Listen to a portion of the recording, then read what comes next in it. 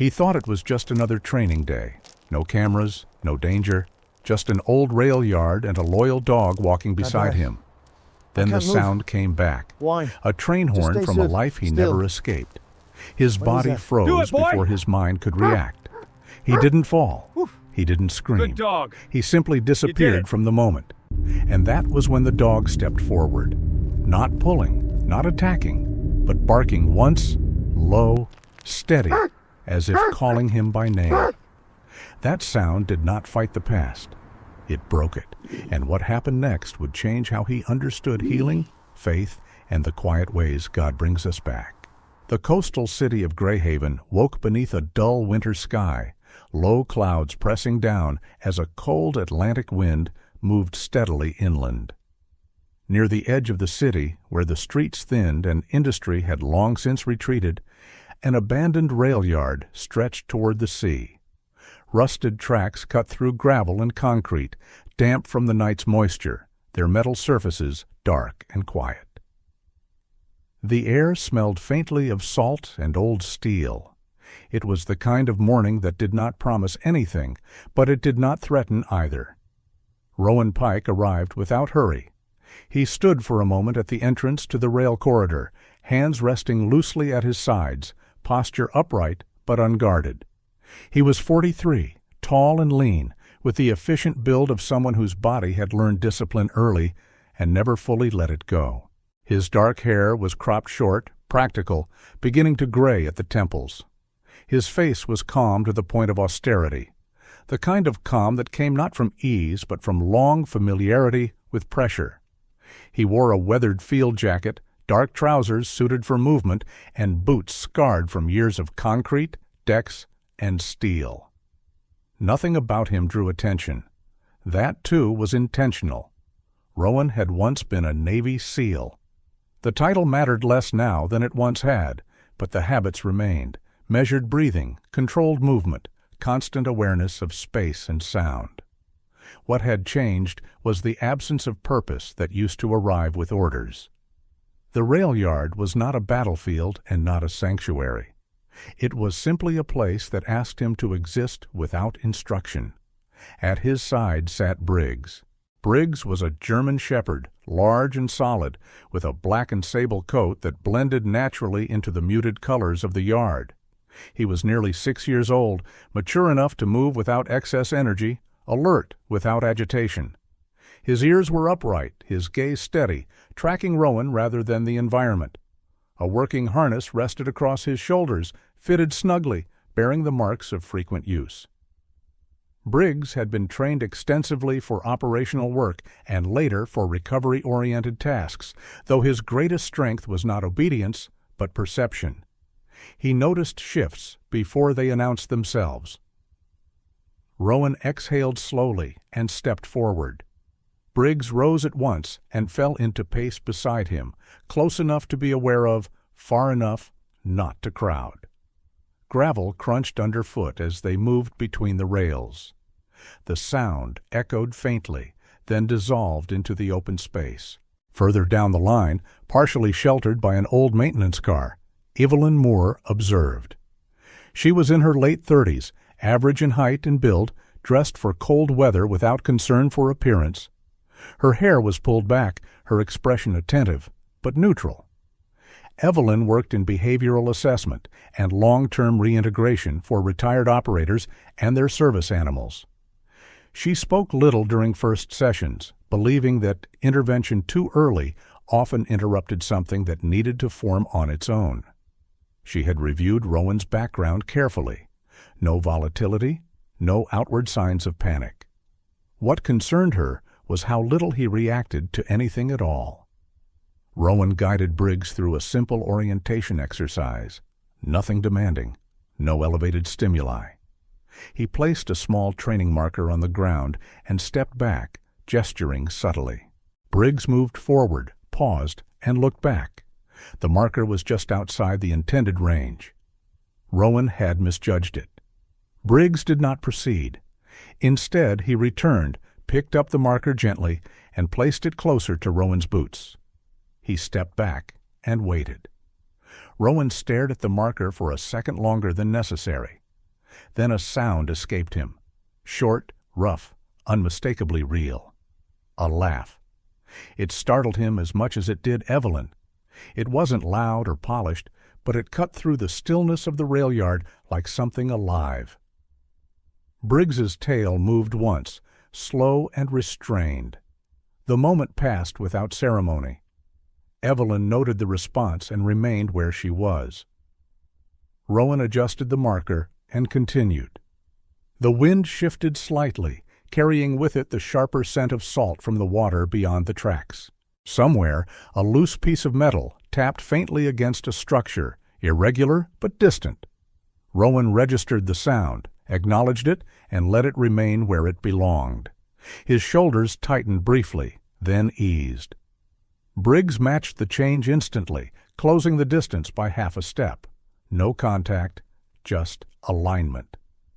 They moved deeper into the yard, past idle freight cars and broken signals, the city fading further behind them.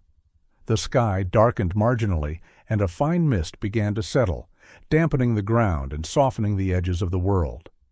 Rowan did not rush. Briggs did not pull. Nothing dramatic happened. That, in itself, mattered. Rowan remained present. Briggs stayed close. The track stretched ahead, patient and unmoving, and for the first time in a long while, Rowan did not feel the need to outrun them. Rowan Pike did not expect the morning to continue. In his experience, moments like the one he had just allowed himself rarely repeated. They appeared, unannounced and brief, then retreated before anyone could decide what to do with them. Yet, as he and Briggs moved deeper into the rail yard, the quiet did not harden again. It loosened, subtly, as if the place itself had decided not to close back up. The abandoned station building rose ahead of them, a low brick structure with tall windows clouded by age and salt air. Faded paint clung stubbornly to its frame. Inside, the air was cooler, the sound of wind reduced to a muted whisper. Rowan slowed his pace without realizing it. Briggs mirrored him, matching the shift instinctively. The next exercise was meant to be routine. Rowan placed 2 markers near the edge of the platform, spacing them according to memory rather than measurement. He had done this hundreds of times before in different environments. The task required Briggs to navigate between the markers, pause, then return. Simple, predictable. Rowan stepped back and signaled. Briggs moved forward with confidence, then stopped. He looked down, then up at Rowan, ears angled slightly back. The spacing was off again, more noticeably this time. Rowan frowned faintly, a crease forming between his brows. He lifted his hand to correct himself, but Briggs acted first. The dog carefully nudged one marker with his nose, shifting it several inches, then glanced back as if asking permission to proceed. Rowan froze. The action was small, almost insignificant, but it landed with unexpected force. Briggs was not correcting him out of disobedience or play. He was adapting, compensating without urgency or frustration. Rowan stared at the adjusted marker, then at the dog's steady expression. A sound broke free from him before he could stop it. Another laugh, this one slightly longer, edged with disbelief. It echoed against the station walls, rough and unrefined, but unmistakably alive. Briggs wagged his tail once, then completed the task exactly as required, moving through the markers and returning to Rowan's side. He sat, posture calm, eyes attentive, as if this was simply how things were done when someone needed a little help remembering where to stand. Rowan shook his head slowly, a half-smile lingering despite his effort to suppress it. He had spent years believing competence meant precision, that mistakes were failures rather than invitations. Briggs seemed to operate under a different rule entirely. From her vantage point near the doorway, Evelyn Moore took a step forward. She did not interrupt, but she wanted to be closer now to see if the shift she sensed was real. Her boots made a soft sound against the concrete floor, enough for Rowan to register her presence without startling. "That wasn't on purpose," Rowan said quietly, gesturing toward the markers. His voice was steady but lighter than before. Evelyn nodded. "He noticed before you did," she replied. Her tone carried no judgment. "That happens." Rowan glanced down at Briggs. "You enjoy this," he murmured. Briggs tilted his head slightly, neither confirming nor denying the accusation. Evelyn observed the interaction with professional interest. Rowan's laughter had not been defensive or ironic. It had been genuine, involuntary. That mattered. She made a note to herself and resisted the urge to say more. They continued along the platform, the exercises remaining simple, but gradually less scripted. Rowan began to trust Briggs's pacing, allowing the dog to take minor initiative when something felt off. Each small adjustment chipped away at Rowan's rigid expectation of control. He did not comment on it, but his movements grew more fluid, less deliberate. Outside, the mist thickened briefly, then eased. Light filtered through the station windows in dull, shifting patterns. Rowan noticed it without fixating. He noticed the smell of damp wood, the faint hum of the city beyond the yard, the rhythm of his own breathing. These were details he often missed, either overwhelmed by them or blind to them. Now they simply existed.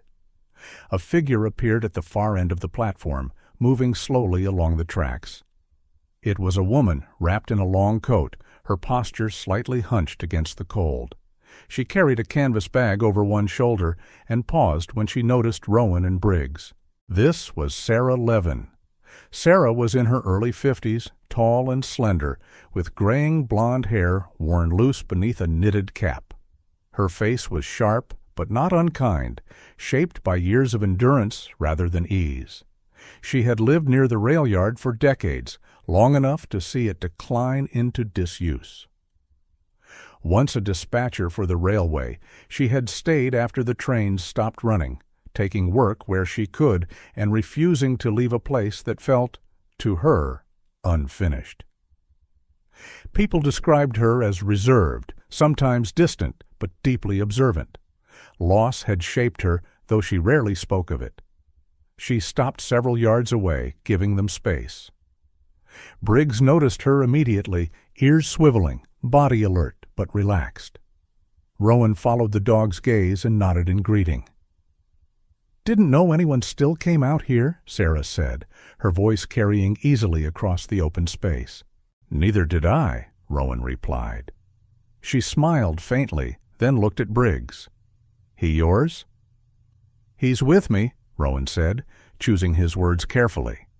Sarah studied the dog for a moment, then nodded, as if satisfied. "Good dog," she said simply, and continued on her way without pressing further. The brief interaction left a quiet impression.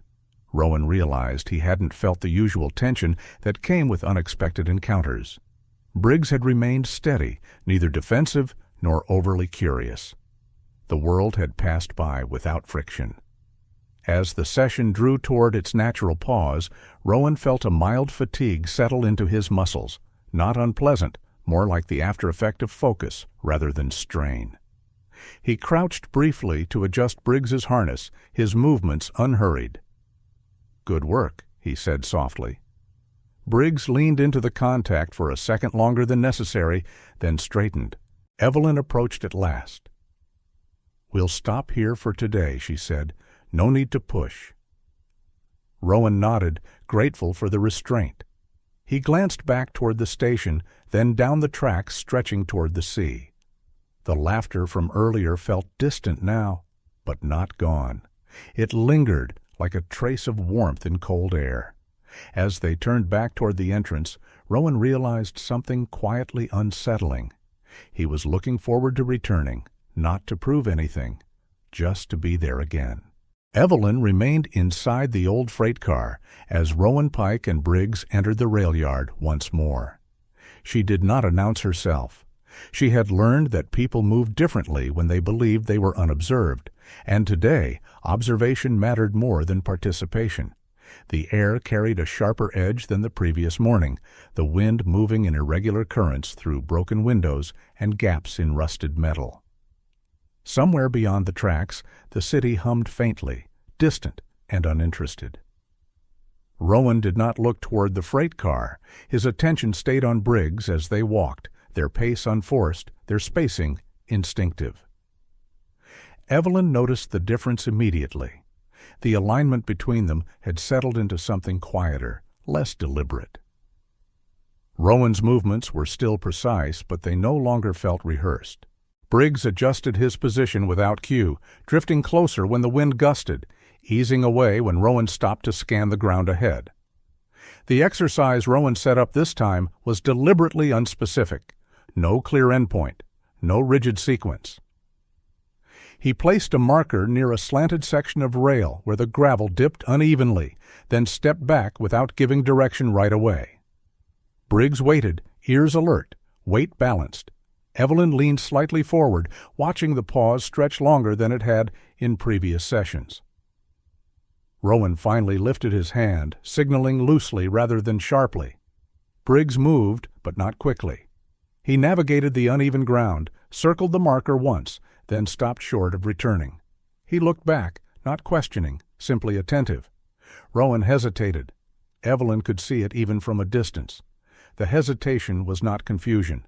It was choice. Instead of repeating the signal, Rowan shifted his stance and took a few steps forward. The movement was small, but it changed the geometry between them. Briggs responded at once, completing the task smoothly and returning to Rowan's side. Evelyn exhaled through her nose, slow and controlled. That had not been a correction. It had been a negotiation. The wind rattled a loose metal sheet farther down the yard. The sound was abrupt but brief. Rowan's shoulders stiffened for less than a second, then settled. Briggs adjusted his position, stepping half a pace closer, his body angled just enough to register presence without pressure. Rowan did not look down. He did not need to. They continued, moving toward the station platform where the brick building cast a long, muted shadow. Light filtered through the clouds unevenly, leaving patches of brightness that shifted with the wind. Rowan guided Briggs through another exercise, this one requiring distance between them. He sent Briggs ahead, then waited, hands loose at his sides. Briggs paused halfway, turning back as if checking the space between them. Rowan nodded once. Briggs continued. Evelyn noted the exchange without writing it down. Some things were better remembered than recorded. A small movement near the edge of the platform drew her attention. A cat stepped into view, emerging from beneath a stack of rotting pallets. It was the same gray tabby that had lingered near the yard the previous day, lean and alert, its fur dulled by weather and time. One ear carried a small tear, an old injury healed poorly. The cat moved with the confidence of an animal that had survived by noticing first and acting later. It sat at a distance, tail wrapped close, watching. Briggs noticed it immediately.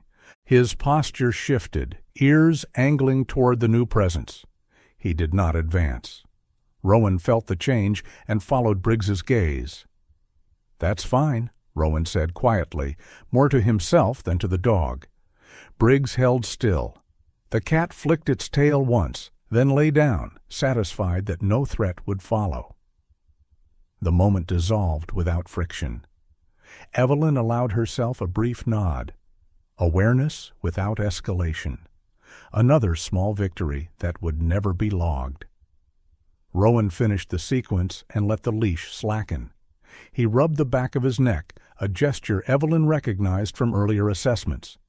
It usually appeared when fatigue edged close, not physical, but mental, the kind that came from sustained attention. Evelyn stepped down from the freight car and approached, her footsteps audible but unhurried.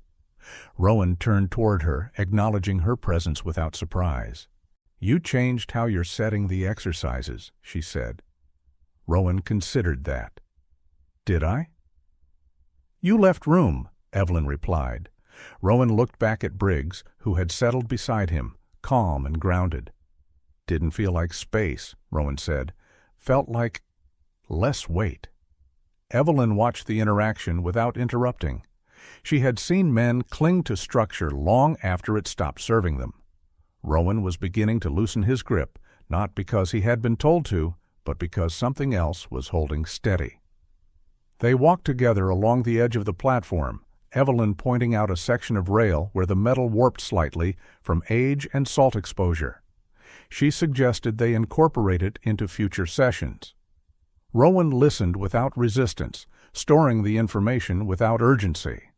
As the session wound down, the wind eased. The clouds thinned just enough to let a pale wash of light settle across the yard. Rowan guided Briggs through one final simple task, then stopped. He stood quietly, breathing even, gaze unfocused but present. "I didn't notice how much I was directing," Rowan said after a moment. Evelyn did not answer right away. Briggs stepped closer, brushing against Rowan's leg with deliberate pressure, then stilled. Rowan's hand dropped to the dog's shoulder, resting there without thought. "That's usually how it starts," Evelyn said finally. They did not say more. The silence held. When they turned back toward the entrance, Rowan did not look over his shoulder. He did not need to. The rail yard remained behind them, unchanged, but engaged, as if it had been acknowledged rather than used. Evelyn stayed where she was as Rowan and Briggs walked away. She waited until they were nearly out of sight before returning to the freight car. Inside, she opened her notebook and wrote a single line, careful not to frame it as a conclusion. The direction was clear enough without naming it. The training had shifted. The work now belonged as much to listening as to doing. She closed the notebook and stepped back into the wind, content to remain what she had always been in moments like this. The one who noticed. The wind cut sharper that morning, carrying salt and iron across the rail yard. Rowan Pike felt it as a pressure change before he named it, a tightness just below the ribs, a breath that shortened without permission. He kept moving. Briggs stayed close, pace matched, attention sharpened. Rowan chose a narrow route between two idle freight cars. He did it on purpose. The corridor compressed sound, bent it, turned small noises into sudden ones. The air cooled as they entered. His shoulders lifted a fraction. He slowed without stopping. A chain swung beneath one car and struck metal. The clang was quick and wrong. Rowan's body reacted first. His step faltered. Breath caught, restarted out of rhythm. Hands tightened. Vision narrowed. He did not turn. He did not retreat. He paused inside the motion. Briggs closed the distance at once, not pulling, not blocking. He slid into Rowan's peripheral space, shoulder near thigh, weight steady, eyes fixed on Rowan instead of the noise.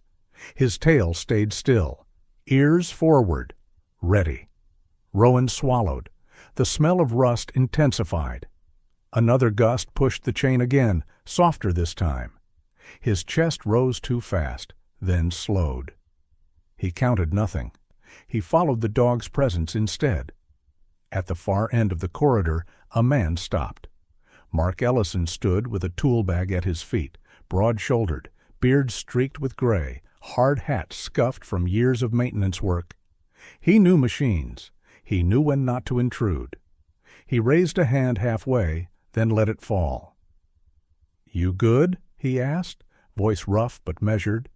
Rowan lifted a hand in reply. Pause. Mark leaned back against the steel wall and busied himself with his gloves. Space given, no pressure added. Briggs adjusted again, stepping fully into alignment, a quiet anchor. Rowan focused on the contact, on the warmth through fabric. Breath steadied by degrees. The chain clanged once more. He flinched less this time. They waited. Seconds stretched thin. Rowan took a step, then another.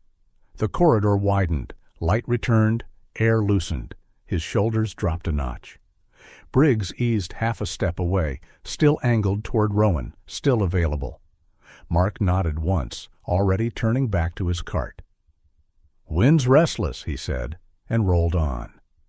Rowan crouched, hands on knees, breathing catching up to him.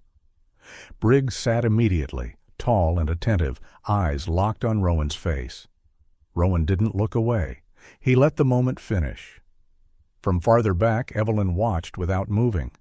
She saw the hesitation arrive through the body, saw the recovery take shape without instruction.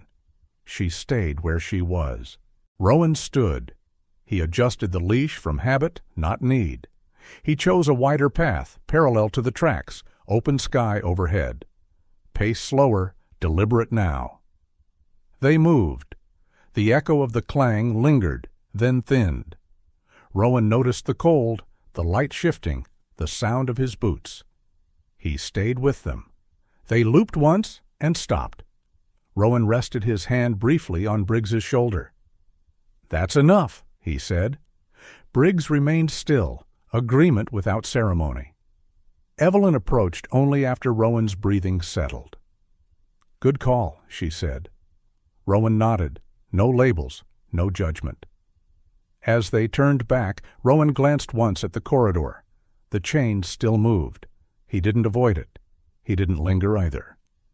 Briggs walked at his side, alert, ready.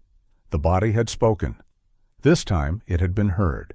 Rain arrived without warning, not in sheets, but in a steady, deliberate fall that darkened the rails and flattened the dust.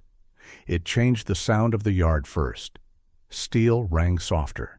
Gravel lost its bite. The air thickened, carrying the clean edge of cold water and rust. Rowan Pike felt the shift immediately and accepted it without adjustment. Briggs shook once, then settled, ears relaxed, eyes bright. They moved along the outer line where the tracks bent toward the water. The rain drew thin lines down the sides of idle cars, tracing old dents and scars as if remembering them out loud. Rowan shortened his stride, not from caution, but to feel the surface under his boots. Wet steel had its own language. He listened. Briggs stayed just ahead now, a half step, choosing a path where the gravel held. He glanced back once, quick and efficient, then continued. Rowan followed without comment. From the station building, Evelyn watched, hands tucked into her coat sleeves. She did not step out into the rain. She didn't need to. The work was already happening. Rowan turned toward a shallow incline where the rail bed rose unevenly. The rain had pooled there, slickening the steel. He stepped, weight shifting forward, then lost it. Not a dramatic fall. A sudden slide. His boot skidded, balance went, and he dropped onto one knee with a sharp breath. Briggs stopped instantly. He pivoted, body squared, ready. Rowan froze for a fraction of a second. Then the tension broke. A laugh burst out of him, loud and unguarded, louder than before, echoing off metal and brick. It surprised him so completely that it fueled itself. He laughed again, shaking his head, rain spotting his jacket, knee damp and aching.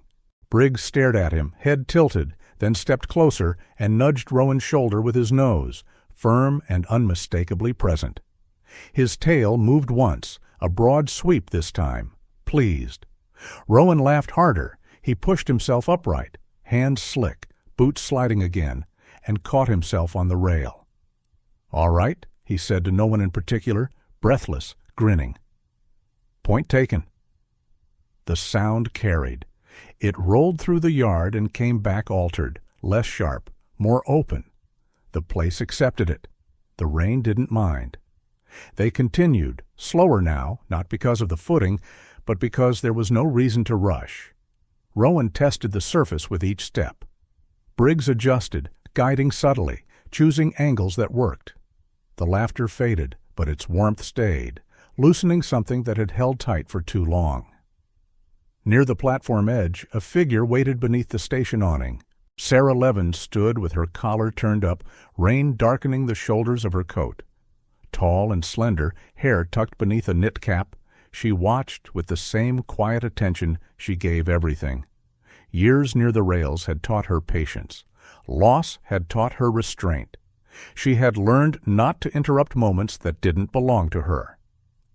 "Slippery," she called lightly, not as a warning, just an observation. Rowan nodded. "Yeah?" She smiled at the sound of his laughter lingering in the air, then looked at Briggs. "He looks like he planned it," she said. Briggs sat, unimpressed by the accusation. Sarah stepped back under the awning, giving them room, content to let the yard keep its business. Rain intensified briefly, drumming against steel. Rowan lifted his face into it for a second, letting it hit his cheeks, eyes half closed. The sensation was grounding, cold, real. He lowered his gaze to Briggs. "Good call earlier," Rowan said quietly, more to the moment than the dog. Briggs leaned in, shoulder to thigh, solid. They moved again, circling wide, avoiding the slickest sections. Rowan's steps grew more confident, not careless, just free of calculation. When he slipped again, smaller this time, he laughed without hesitation, caught himself, and kept going. The sound came easier now, unforced. From her vantage point, Evelyn noted the change. The laughter was not deflection. It was release, the kind that arrived only when pressure eased enough to allow it. The rain began to thin, leaving the rails glossy and dark. Clouds lifted slightly, light spreading pale and diffuse.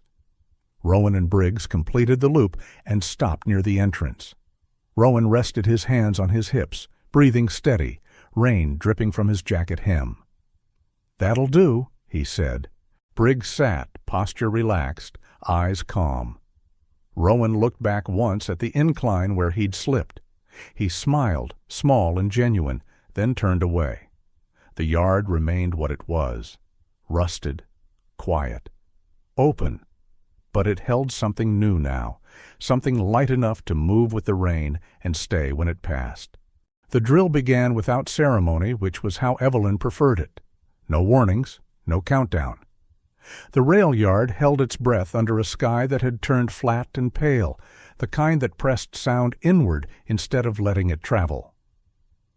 Rowan Pike felt the tension rise before he understood why. His steps slowed. Briggs adjusted, ears forward, body aligned. They moved toward the far end of the yard where the tracks curved near the old signal tower.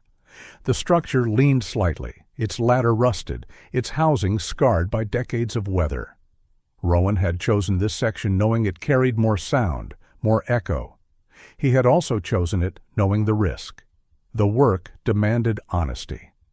The first alarm came as a distant groan, mechanical and low, like something waking reluctantly. The old rail system had not been fully disconnected. Power surged irregularly when the wind shifted the lines just right.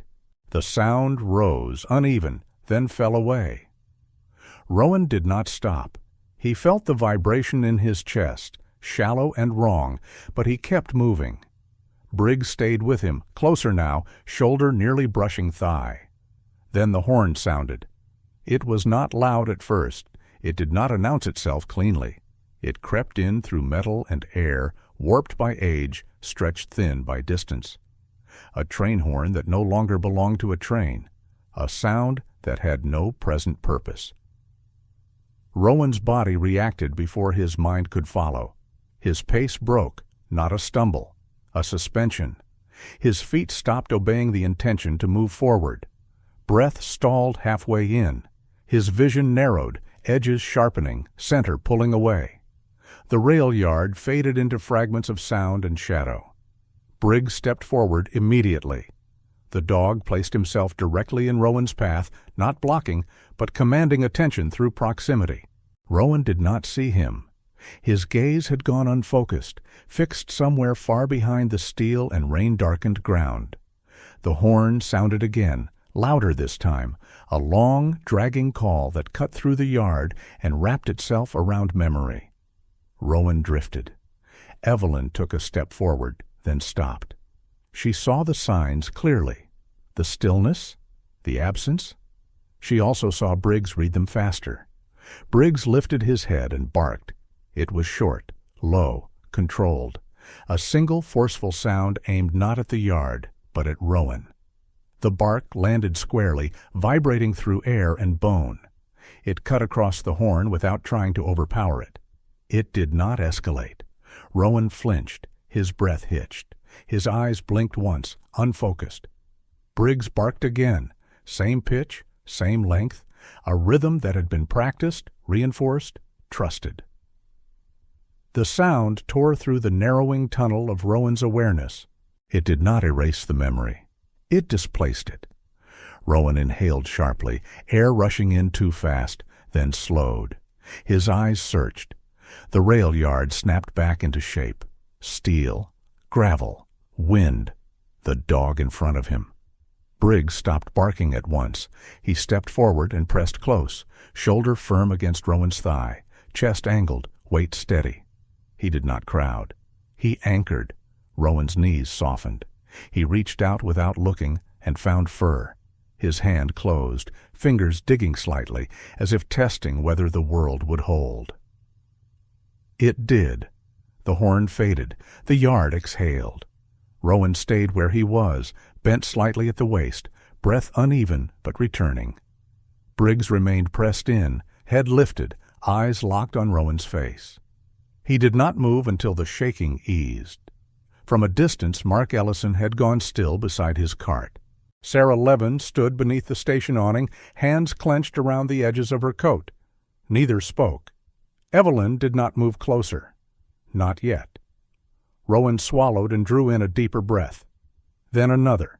His grip loosened. He straightened slowly, careful not to break contact too soon. Briggs shifted with him, staying connected. "Okay," Rowan said quietly, the word rough but present. Briggs remained. Rowan nodded once, more to himself than anyone else. He took a step back, testing his balance. It held. He rolled his shoulders, the tension bleeding out in increments. Evelyn approached only then, stopping several paces away. "You're back," she said. Rowan nodded again. "Yeah." She did not ask questions. She did not explain what had happened. She watched Briggs, then Rowan, then the space between them. Briggs finally eased off, settling into a sit, posture tall, alert but calm. His work was done for now. Rowan looked around the yard as if seeing it for the first time that day. The tracks, the tower, the horn system humming faintly, inactive. He did not avoid looking at any of it. "That sound," Rowan said, voice steadier. "It didn't pull me all the way." Evelyn nodded. "You didn't go alone." Rowan glanced down at Briggs. The dog looked back, unblinking. They ended the session without further drills. No need to press. Rowan clipped the leash, hands still slightly unsteady, but functional. He walked toward the entrance at a measured pace, Briggs at his side, shoulder aligned, ready. At the edge of the yard, Rowan stopped and looked back once. The signal tower stood silent. The rails glistened with old rain. The horn did not return. Rowan turned away. The work would continue. The sound had tried to take him. It had failed. He walked on, held firmly in the present by a bark that knew exactly when to speak. The session ended without debate. No one suggested continuing. No one needed to. The rail yard had gone quiet again, the kind of quiet that followed impact rather than preceded it. Rowan Pike stood where he was for a moment longer, breathing evening out on its own, as if his body had finally accepted that the threat had passed. Briggs stayed close. Posture relaxed now, the tension drained from his frame. He did not scan the yard. He did not wait for instruction. He stood as though the most demanding task of the day had already been completed, and there was nothing left to prove. Evelyn approached at a measured pace, stopping well short of Rowan's space. She did not offer reassurance. She did not summarize. She looked at Rowan's face, then at Briggs, then back at Rowan. Her expression held recognition rather than surprise. "That's enough for today," she said. Rowan nodded immediately. No hesitation, no argument. He understood the value of stopping while the moment was still intact. He bent slightly at the waist, resting his hands on his thighs, grounding himself in the simple mechanics of posture and breath. When he straightened, the residual tremor was gone. Briggs shifted into a sit beside him, calm and centered. His eyes were soft now, unfocused in the way of an animal, no longer working. Rainwater still clung to his coat, darkening the fur along his spine. Mark Ellison cleared his throat from a distance, signaling his presence without intruding. He gave Rowan a brief nod, the kind exchanged between men who understood silence as courtesy, then turned back to his equipment. The yard returned to its normal rhythm of small mechanical sounds. Sarah Levin remained under the awning, watching. She did not approach. She did not speak. She simply observed Rowan as he clipped the leash with steady hands. The laugh from earlier seemed like it belonged to another day, but the ease it had brought had not fully left him. Rowan began walking toward the entrance, pace even, posture upright. Briggs matched him step for step, leash slack, attention balanced. The distance between them felt less like space and more like choice. They stopped near the edge of the yard where gravel gave way to cracked pavement. Rowan looked out over the tracks one last time, not searching for the horn, not bracing for its return. He took in the signal tower, the rails, the muted skyline beyond.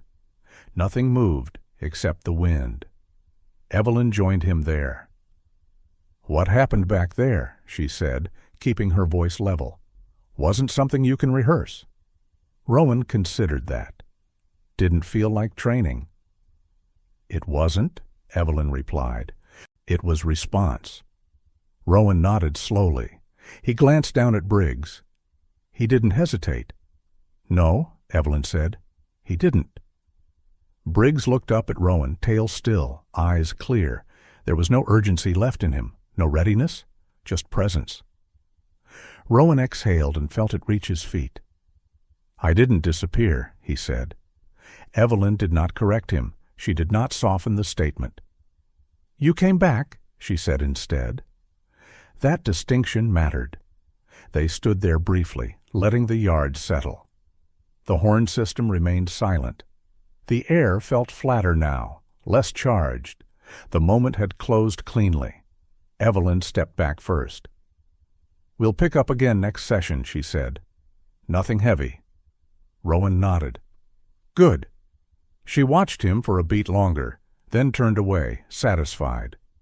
The work ahead would require patience, but the direction was clear. Whatever had occurred between Rowan and Briggs had not followed protocol, and that was precisely why it mattered. Rowan and Briggs continued on toward the city. The transition from gravel to pavement was barely noticeable. Traffic noise rose faintly, distant, and unthreatening. Rowan felt tired, but not drained.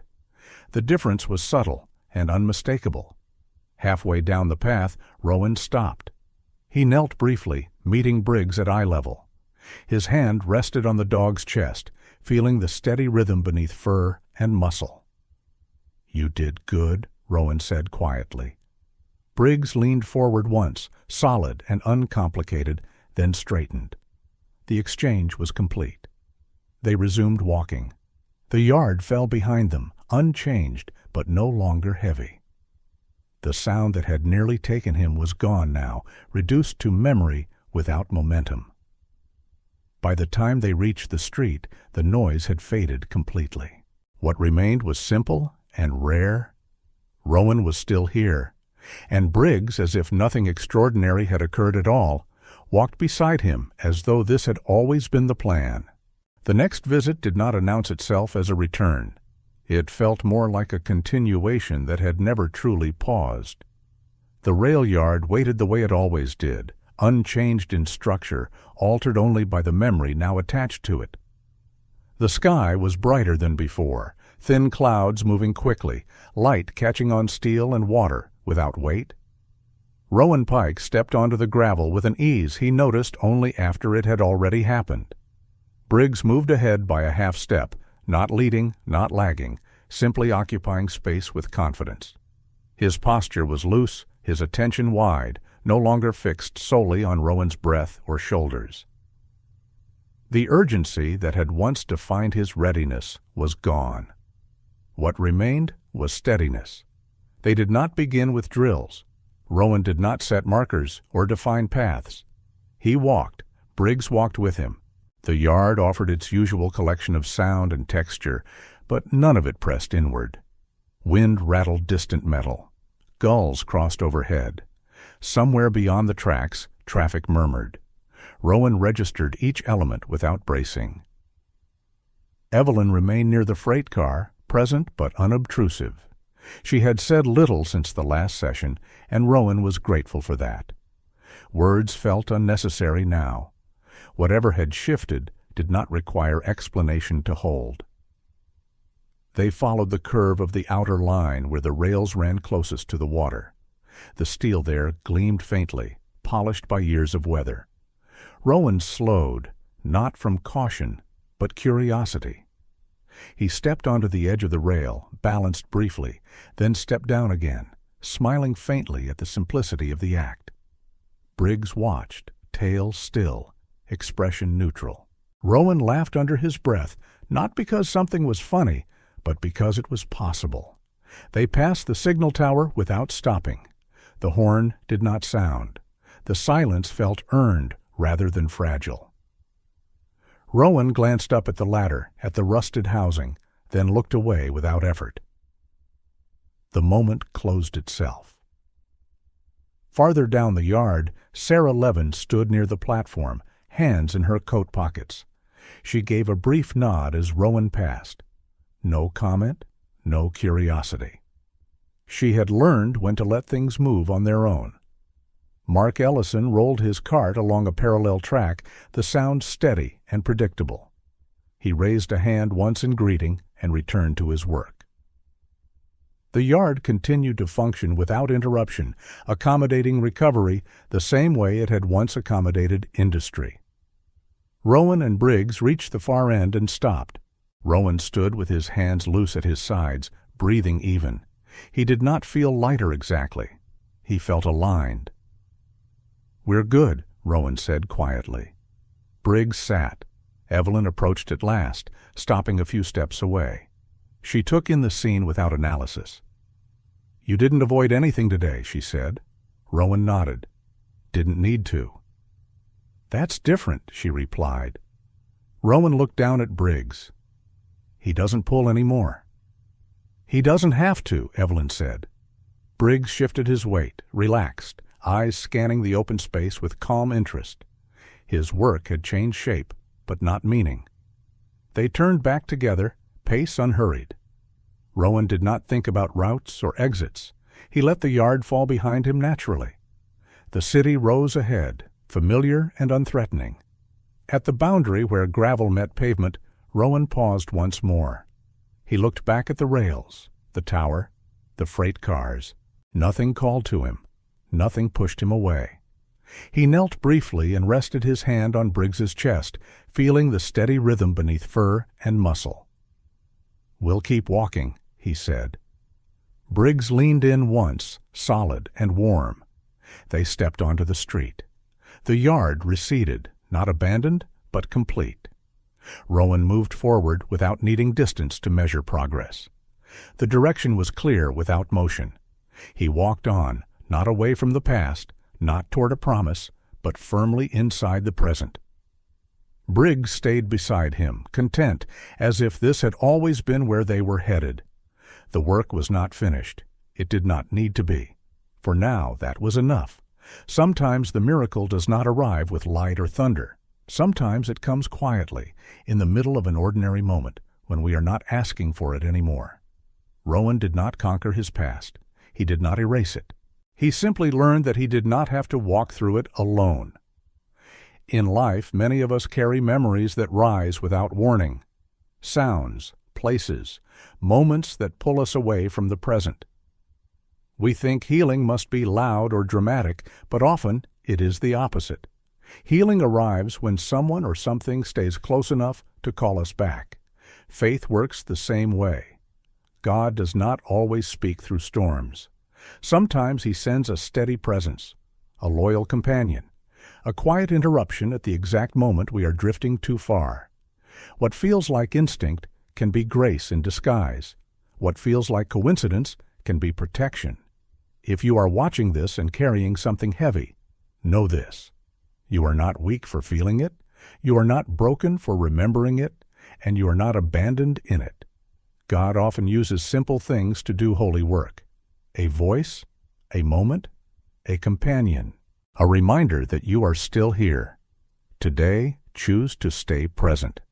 Choose to breathe. Choose to let someone walk beside you. And if this story touched your heart, share it with someone who might need to hear it. Leave a comment to let others know they are not alone. Subscribe to the channel so this quiet message can reach more people who need hope without noise. May God bless you. May He protect your steps. May He send you what you need exactly when you need it. If you believe that God still works in quiet ways, write Amen in the comments.